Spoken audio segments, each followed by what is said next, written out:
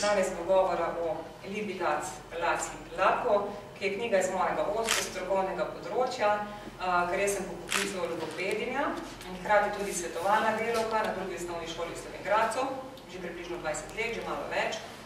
Ampak, ker sem tudi svetovalna delavka, se poleg otrok z govorno-jezikovnimi motnjami, zbrano napisovalnimi težavami, v veliki meri ukvarjam tudi z vedensko problematiko, ki je v šolah tudi če dalje večja, tako da sta mi oba področja zelo blizu.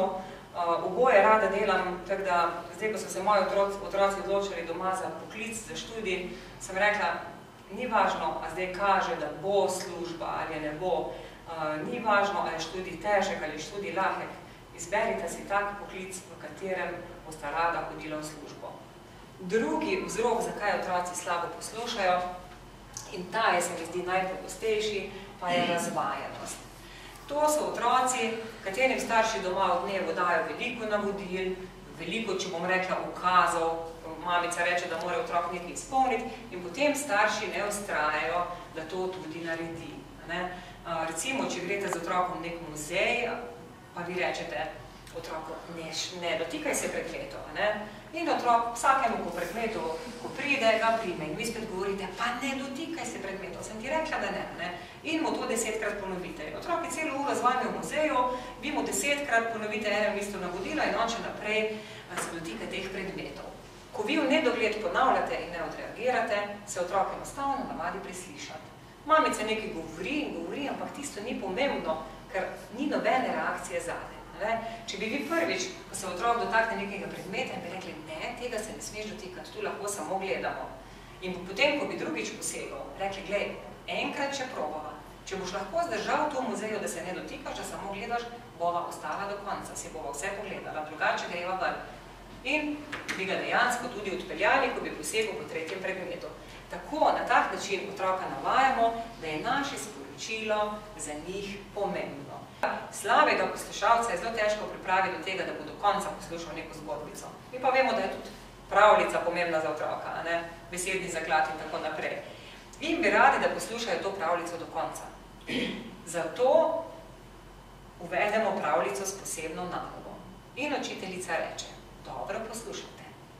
Vsakič, ko bo v zgodbici nastopila katera od živali in pove, ali pa da sličice gor, medved, lisica, zajec in tako naprej, plosknete ali pa skočite v zrak in potem spet tiho sedete. In otroci v pričakovanju te gibalne aktivnosti zdržijo do konca. Tudi tisti, ki drugače leze po tretjem stavku pod mizo, čaka, kdaj bo še tisti vok, da bo on lahko spet plosknil in skočil v zrak.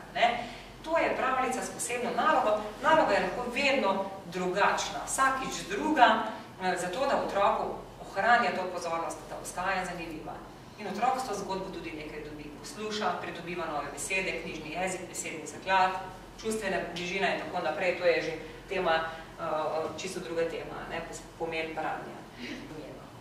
Lahko se zgodi, da 3-letni otrok zelo slabo govori, da izgovarja neke posamezne besede, ki jih ne povezujejo stavke ali pa tvori zelo kratke stavke, mama, pa, recimo. In so starši zelo zaskrbljeni. Pomembno je, da preverijo, kako pa njihov otrok razumeva. Če mu je jasno, ko rečejo, pokaži to, pokaži puška, prinesi mi žogo, odnesi babici koš in tako naprej, da razumeva vsa navodila, da razume, kaj mu starši pripovedujejo, da vidijo, da razume tudi, ko gledajo slikanice, da pokaže prave stvari in tako naprej, potem ni razloga za preplah. Potem je velika verjetnost, da se bo otrokov govor lepo razvil, kadar je razumevanje otroka popolnoma v redu, da vidimo, da ima tisto iskrico, da takoj po domače povedano zakapira, ko mu nekaj rečemo. Če je pa v tem, ko opažamo velik zaostanek v razvoju jezika otroka, moteno tudi razumevanje, da vidimo, da ne razume našega navodila, da čaka, da mu pokažemo, da se ustavi, da ne ve, kaj bi naredil, da ko mu rečemo, da pokaže določen predmet, razmišlja, kaj bi pokazal, ne pokaže točno pravega, potem pa je to znak, seveda, da starši poiščejo pomoč logopeda, tudi če je otrok še zelo majhen. Vedno mora biti vodilo pri tem, kako je govor razvit, predvsem razumevanje, kako otrok razumeva. Ker Veliko kdo, tudi če imate doma 2 otroka, pa je recimo starejša punčka, pa rečete, ta je že pri 2 letih je že toliko povedala, naš fantek pa je star 2 leti, pa še sam par besed pove. In tudi individualne razlike so glede na spola. In tudi, jaz imam 2 fantka doma, recimo, pa se ima govor ni razvijal enako. Tako da vedno so neka odstopanja navzgor ali navzdol, vedeti pa moramo, da je pomembno razumevanje. Že majhnemu otroku berite, pripovedujte pravljice, s tem date največjo doto, veliko doto za življenje, ne bom rekla največjo, ampak ogromno. Otrok ima bogat besedni zaklad, bolje funkcionira v življenju, lažje v šoli, obnovi vsako snov. Če otroka vpraša učiteljica, pove nekaj v svojem domačem kraju.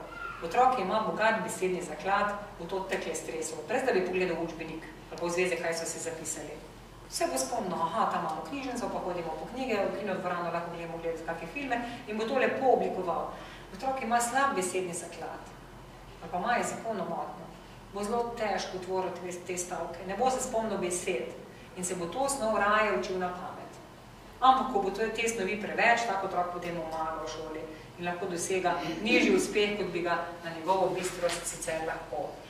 Omogočite mu veliko gibanja, o tem sem vam že rekla, v igro vključujte vaje za razgibavanje govoril in pa seveda pravočasno poiščite pomoč logopeda, kadar vas govor otroka seveda skrbi.